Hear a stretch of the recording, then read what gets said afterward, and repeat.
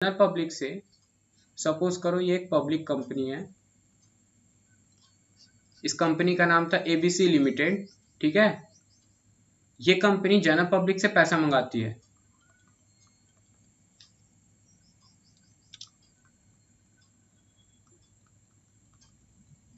अब क्या है, जनरल पब्लिक ने इनको एप्लीकेशन का पैसा दे दिया। टोटल जनरल पब्लिक थे 10,000 शेयर खरीदे थे। टोटल जनरल पब्लिक मिला करके कितने शेयर्स खरीदे थे? 10,000 शेयर्स खरीदे थे। उस 10,000 शेयर्स में से एक ऐसा पर्सन था जिसका नाम था क्या? राम। क्या नाम था? राम नाम था। वो 1,000 शेयर्स रखा हुआ था, 1,000 शेयर्स रखा हुआ था। राम इसी 10,000 में से ना, 10,000 में से 1,000 का एक ऐसा शेयर होल्डर था जिसका नाम राम था, जिसने एप्लीकेशन के समय पे अप्लाई करते हुए तो 2 रुपए दे दिया। एप्लीकेशन का 2 रुपए जो है वो दे दिया, पर जो आगे के कॉल का पैसा था, जैसे कि अलॉटमेंट में 3 रुपए था, फर्स्ट कॉल में 5 रुपीज था। अलॉटमेंट में 3 रुपए था और फर्स्ट कॉल में कितना था? 5 रुपए था। ऐसे टोटल 10 रुपए के पर शेयर थे, जिसमें से उसने अलॉटमेंट और फर्स्ट कॉल का पैसा जो है वो नहीं दिया। किसका पैसा नहीं दिया? अलॉटमेंट और फर्स्ट कॉल का पैसा नहीं दिया। अब क्योंकि वो पैसा नहीं दिया तो हमने क्या करा, हमने राम को ना, हमारी कंपनी ने राम को क्लियर नोटिस भेज दिया 14 डेज का। 14 डेज पहले ही हमने क्या भेज दिया, देखो भैया आप डिफॉल्ट कर रहे हो पेमेंट करने में, यदि आप ऐसे ही डिफॉल्ट करते रहे तो हम आपके शेयर्स को क्या कर देंगे? रद्द कर देंगे। और कैंसल करने को बोलते हैं फॉरफिट करना। क्या बोलते हैं? फॉरफिट। फॉरफिट मतलब होता है कैंसल तो करना ही करना, साथ में जो वो पैसा दे चुका है, कितना रुपए दे चुका है राम? 1,000 शेयर पे एप्लीकेशन का 2 रुपए तो दे चुका है, तो उस पैसे को जब्त कर लेना। क्या कर लेना? जब्त कर लेना as a penalty.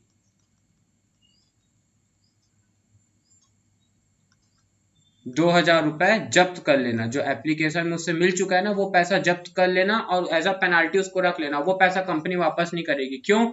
For the non payment of caller. ऐसा कहाँ पे लिखा रहता है? कंपनी का जो रूल्स एंड रेगुलेशन की बुक होती है ना, जो नियम कायदे कानून बताती है, आप लोग पढ़े थे एमओए एओए, तो ऐसा कंपनी के आर्टिकल ऑफ एसोसिएशन के अंदर में लिखा होता है, क्लियरली मेंशन होता है कि यदि आप इतने दिन के अंदर में, अगर आप, वो कंपनी स्पेसिफाई करती, खुद से अपने नियम बनाती, तो कि यदि कोई शेयर होल्डर किसी कॉल इन अरियर करता है और इतने दिन के अंदर में पैसा नहीं देता, तो कंपनी के अधिकार हैं कि कंपनी उसके शेयर्स को क्या कर सकती है?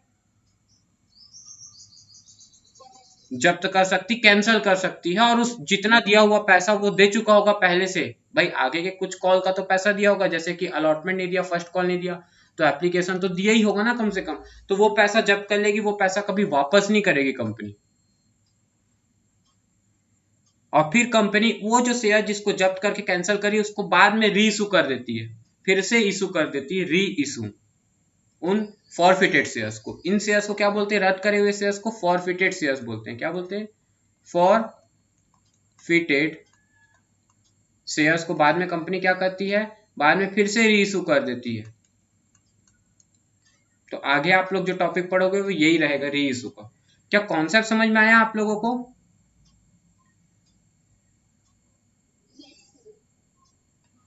अब एक देखते हैं क्वेश्चन इसी के बेस पे कि कैसे फॉरफिट की एंट्री दिखाई जाती, कहां दिखाई जाती, कैंसल की एंट्री क्या होती है।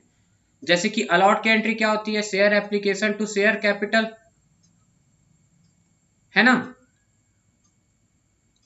वैसे ही जब कैंसल की, ये हो गई अलॉट करने की एंट्री, जब हम अपनी लायबिलिटी बढ़ाते हैं। जब हम अपनी लायबिलिटी कम करेंगे तो क्या एंट्री हो जाएगी? शेयर कैपिटल अकाउंट डेबिट, उसी का उल्टा, टू शेयर एप्लीकेशन। ये हो गई फॉरफीचर की एंट्री। पर अभी ऐसी टाइप की एंट्री देखते हैं, इसी एंट्री का रेसिप्रोकल समझते हैं, क्वेश्चन देखते हुए बनाते हैं तो और क्लियर होगा।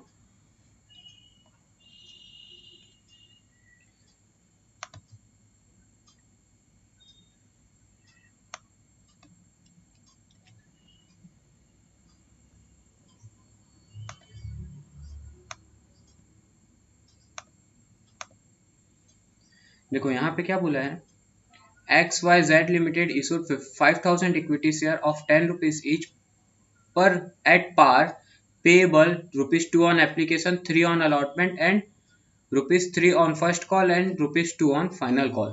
Mr. X allotted for 40 shares. Give the necessary journal entries relating to the forfeiture of the shares in each of the following alternative cases.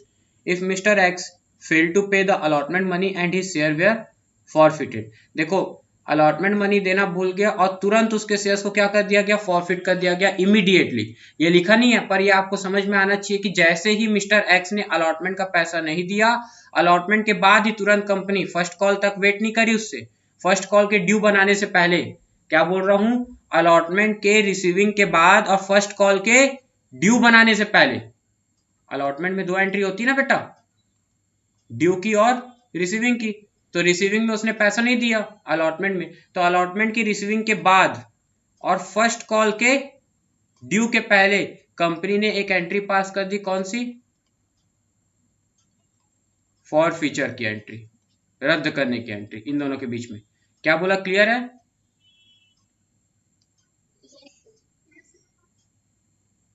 तो ये क्या एंट्रीज होती है और इसके बाद की क्या एंट्री बनती है, ये हम क्वेश्चन देखते हैं. इसी क्वेश्चन को मैं लिख के आराम समझाता हूं. कंपनी ने टोटल 5000 शेयर पे पैसा मंगाया, उसपे से एक मिस्टर एक्स थे जो कि 40 शेयर होल्ड करे हुए थे. एप्लीकेशन में कंपनी मंगा रही थी ₹2, अलॉटमेंट में कंपनी मंगा रही थी ₹3, फर्स्ट कॉल में मंगा रही थी ₹3 था ना, और फाइनल कॉल पे ₹2. ऐसे ₹10 के शेयर्स थे टोटल. ठीक है, इसमें से बोला है 40 शेयर पे जो मिस्टर एक्स थे उन्होंने फेल कर दिया अलॉटमेंट का पैसा देना. अलॉटमेंट का पैसा देना फेल कर गए, मतलब यहां से उन्होंने पैसा ही नहीं दिया, मतलब नहीं दिया, और हमने उनके शेयर्स को क्या कर दिया, नॉन पेमेंट के चलते फॉरफिट कर दिया. अब क्या एंट्री बनाएंगे, तो अब एंट्री बनाएंगे, देखो ध्यान से देखना भाई. कंपनी को तो पहले टोटल 5000 शेयर पे एप्लीकेशन मनी रिसीव हुआ होगा कि नहीं हुआ होगा,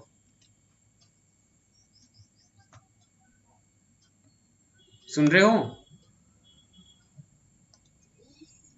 तो पहली एंट्री बनी होगी कंपनी के पास में बैंक अकाउंट डेबिट. मैं चाहूं तो सीधा फॉरफीचर की एंट्री समझा सकता हूं, पर पूरा सुन लो एक बार. Bank account debit to share application account, कितने से, तो 5000 शेयर पे टोटल ₹2 एप्लीकेशन का है. ₹2 के हिसाब से लोगों ने दिया होगा, टोटल कितना रुपए आ गया बेटा, 10,000 रुपए आ गया. Being the share application money received on 5000 share at the rate ₹2 per share. Second entry हो जाएगी share application account debit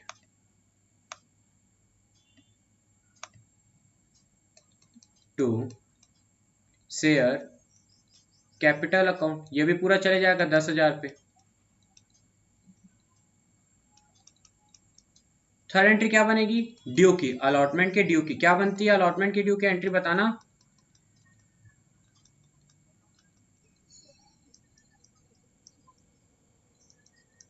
to share capital account. ठीक है, कितने शेयर पे, तो वही 5000 शेयर पे कितना रुपए के हिसाब से, अलॉटमेंट था ₹3 के हिसाब से. ड्यू पूरे से बनेगा 15,000. पर जब इसकी रिसीविंग बनेगी ना बेटा, तब वो 40 शेयर से कम बनेगी, क्योंकि वो क्या है, कॉल इन अरियर है. बोला था ना, एक एक्स है जिन्होंने एक्सेप्ट देन एक्स, बाकी सब ने पैसा दिया होगा. तो bank account debit to share allotment account. 5000 share minus 40 share into ₹3. तो कितना रुपया माइनस हो जाएगा, ₹120 माइनस हो जाएगा 15,000 में से. तो 14,880 हमको रिसीव हुआ, 14,880 रुपये रिसीव होगा 40 शेयर पे कम करके. अब क्योंकि इमीडिएटली फॉरफिट बोला था, तो देखो ध्यान से देखना, फिफ्थ एंट्री क्या बनेगी, शेयर कैपिटल डेबिट हो जाएगा. शेयर कैपिटल जो हमने क्रेडिट किया था ना 40 शेयर के लिए, वो क्या हो जाएगा, डेबिट हो जाएगा, क्योंकि हम उतने शेयर को क्या कर रहे हैं, कैंसिल कर रहे हैं. अब देखो यहाँ पे आता है जो अमाउंट ना, वो आता है कॉल्ड अप पे फेस वैल्यू. कौन सा अमाउंट आता है, ध्यान से देखना, इसको लिख भी लेना. कॉल्ड अप पे फेस वैल्यू पे आता है ये अमाउंट.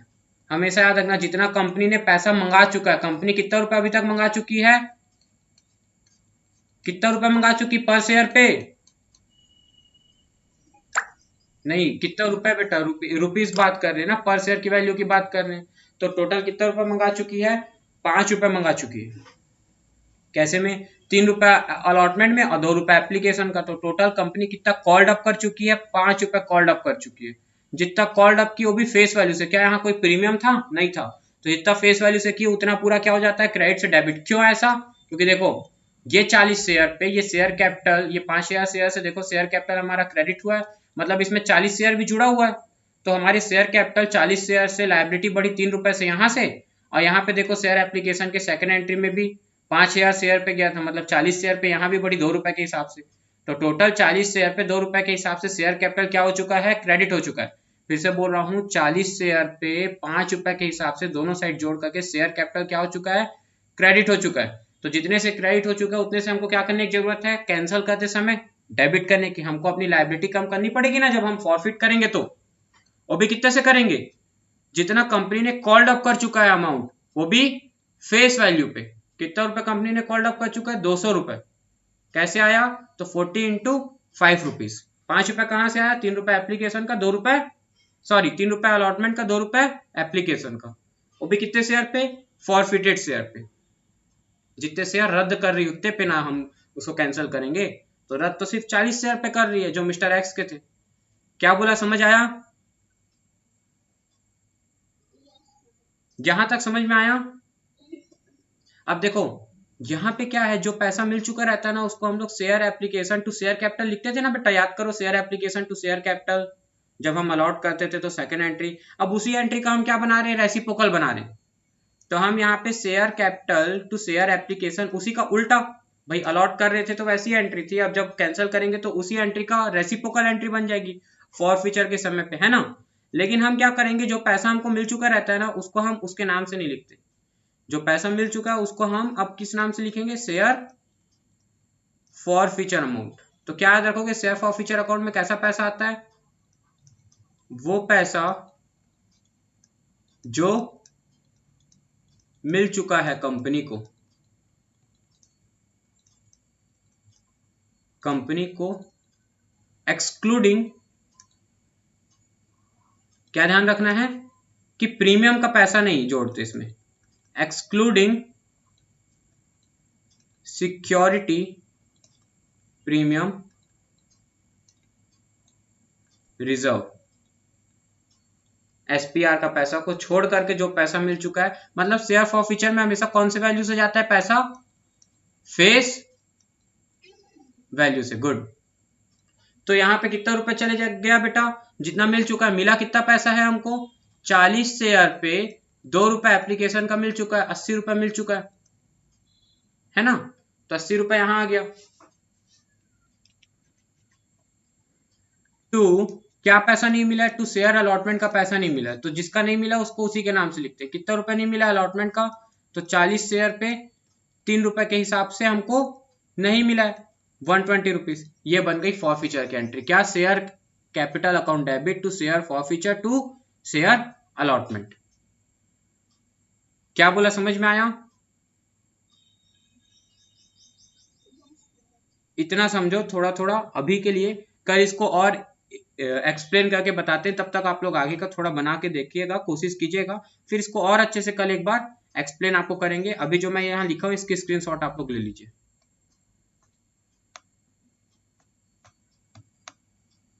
एक स्क्रीनशॉट ले लो,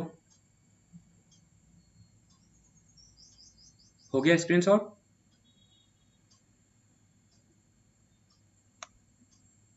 यहाँ का एक स्क्रीनशॉट ले लो अब,